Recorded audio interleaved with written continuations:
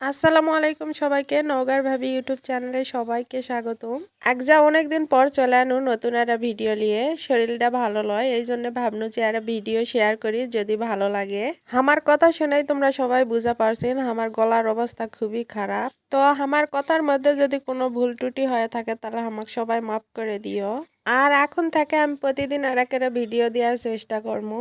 আর যদি আমার ভিডিওগুলো তোমাকে কাছে ভালো লাগে তো লাইক শেয়ার ও সাবস্ক্রাইব করে আমার পাশেই তোমরা থাকো।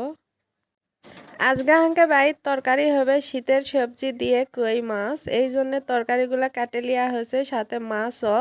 এই মাছগুলা বিলের, এই জন্য কালো দেখা যাচ্ছে।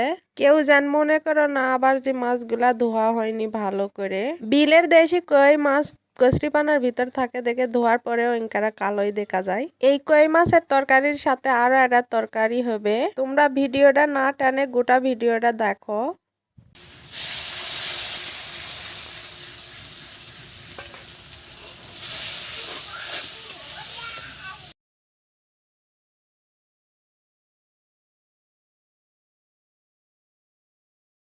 মাছটা আগে কষে তুলে লিয়ার পর এই তো সবজিগুলা দিয়েও ভালো করে কষে লিয়া হয়েছে। এই কষানা শেষ হলে ঝোল দিয়ে তারপরে ঝোলটা আস্তে আস্তে মরে গেলে তরকারিটা নামে লিয়া হবে।